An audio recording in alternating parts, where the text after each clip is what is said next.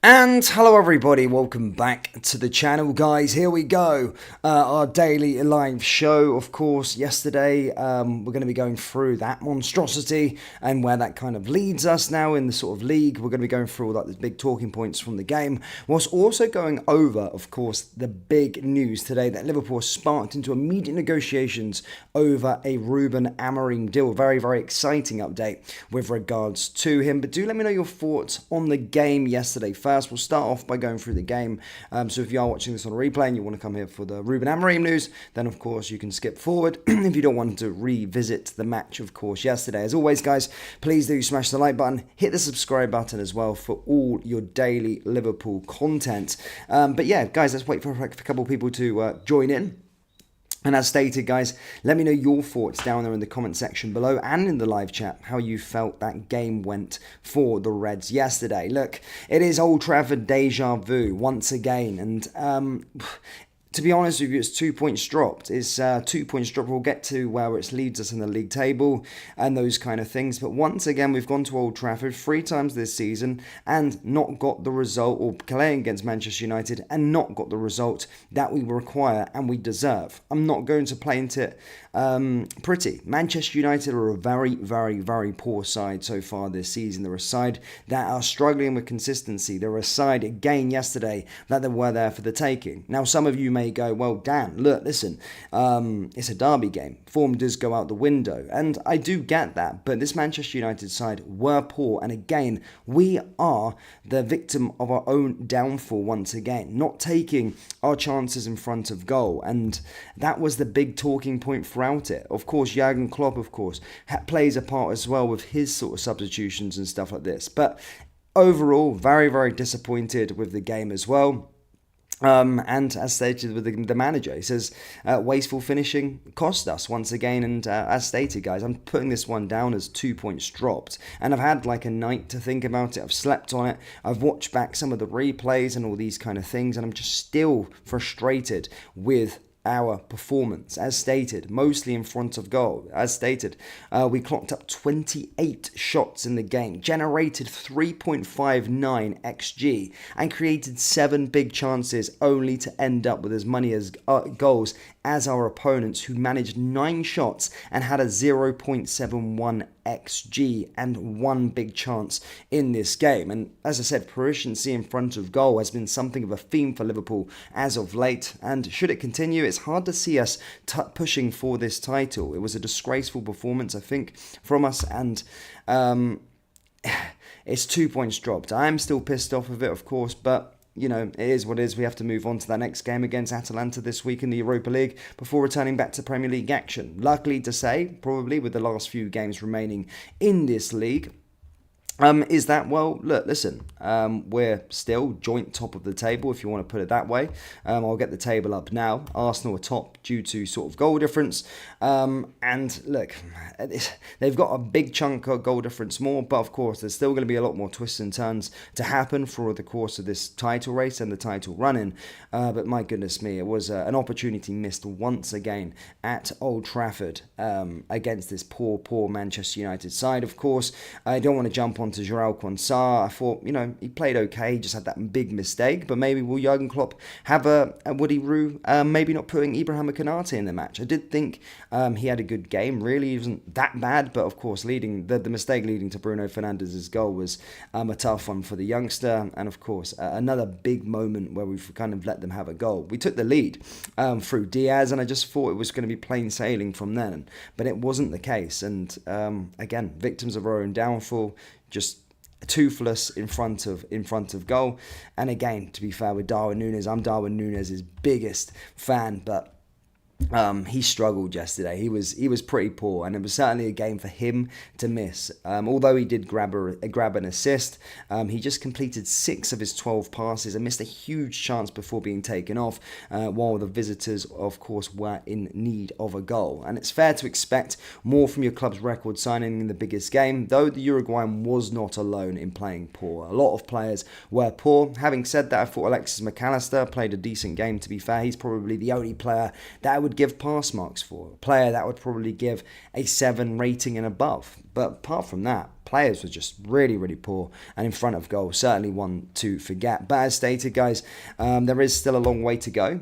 We still kind of have the title within our hands-ish, of course. We are level on points with Arsenal, and they've got some big games to come up as well. Look, this is probably our hardest game out of the way, and despite them, Manchester United being poor this season, it probably still is, just because of the derby game. It's probably our hardest game out of the fixtures that we had out of the way, just because Manchester United, you don't know what you're going to get with them.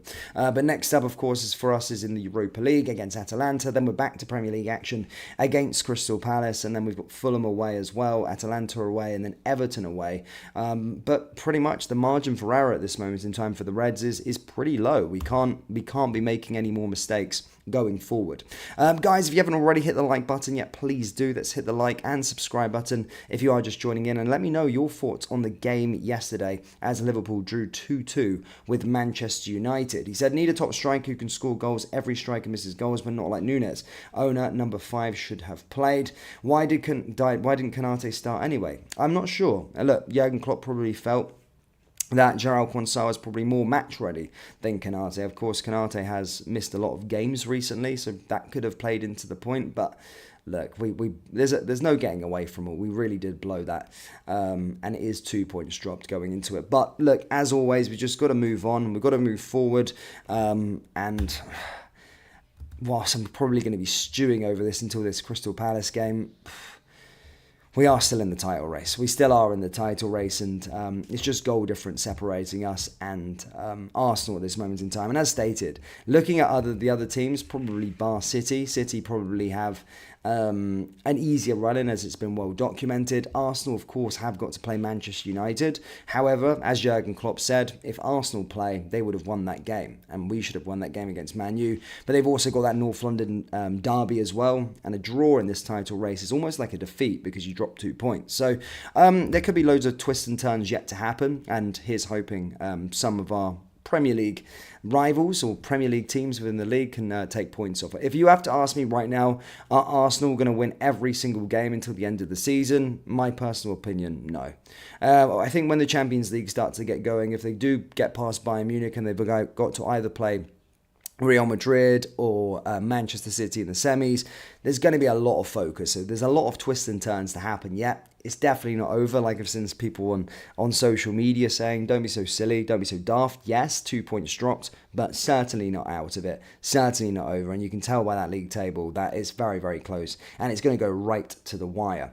Anything can happen in the games left to play for all teams, says Rafter. Yeah, exactly. Do I think we'll win all of our games left remaining? Probably not, but I think around everyone's going to be dropping points. There's going to be some silly slip-ups along the way from all of the teams, so we'll have to just watch that and see. Let's make a statement against Atalanta. I couldn't agree, O'Neill. I really couldn't agree with that. We definitely need to. Now, look, moving on away from the game as such, guys, as stated, still stewing over that. I am going to be stewing over that for a long period of time.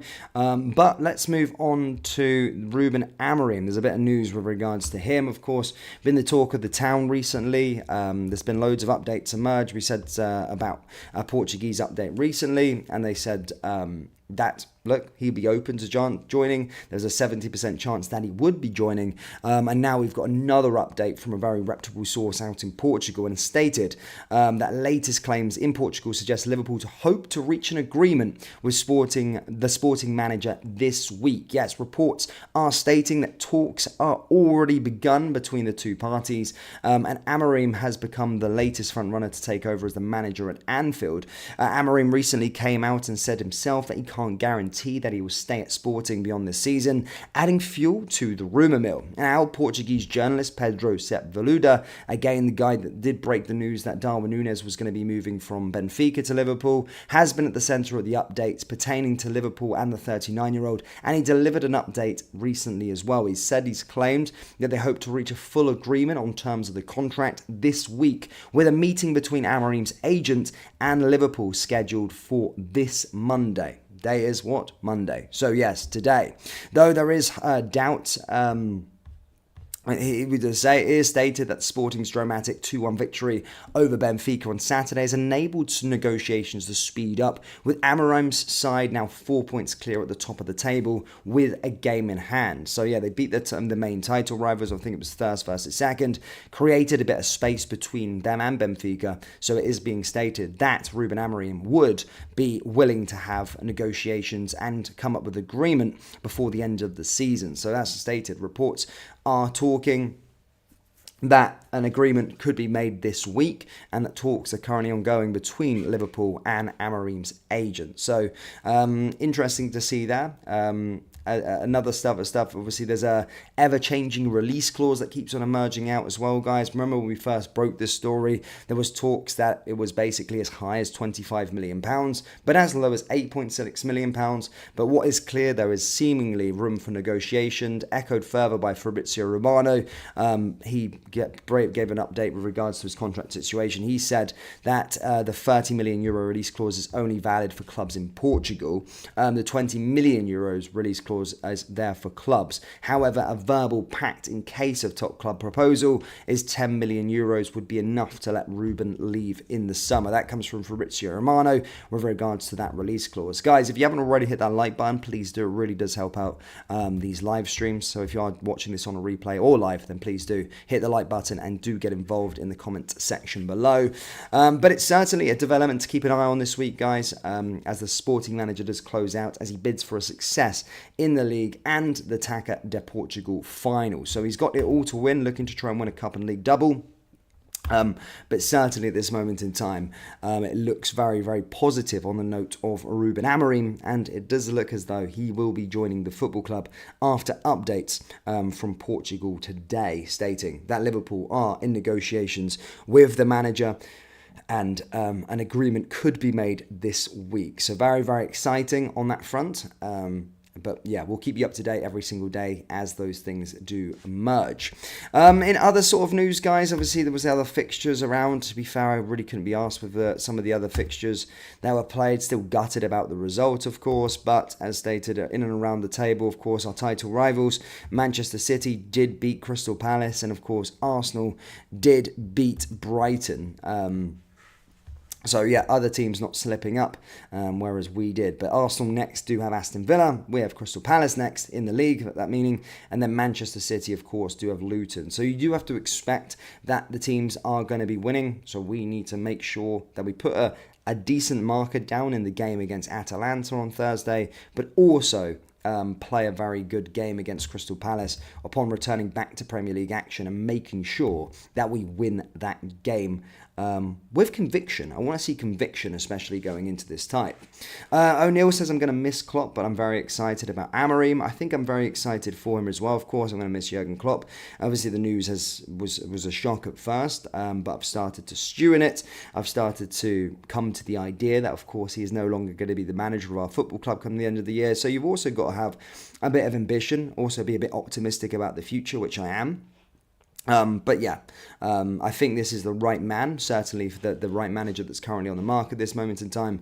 And there's not a lot better out there, in my personal opinion. So, yeah. I'm happy. I'm excited to see things happening quickly. I want to start to see. I would like the manager to be in place. So before the summer, so we're not scrambling around in the summer, and then he can get a full pre-season, which we would expect anyway. But then we can have no doubt over who our next manager is going to be going forward. So. Interesting indeed. But guys, a short show today. I am actually flying back to Europe today, so I'm going to be in line with everything, with the updates and stuff. So we will be the quickest on the thing like we are in the transfer windows with all of the news. I'll be back aligned with European times again, guys. So I will be flying today. So no updates tomorrow, unfortunately. Unless there's an emergency live stream I'll have to do unless something breaks. But guys, no show tomorrow, but I will be back with the normal running very, very soon. But please do hit the like button, hit the subscribe button, guys, and get your thoughts in the comment section below on the game yesterday. And of course, Ruben Amorim set to be our new manager by reports in Portugal. As stated,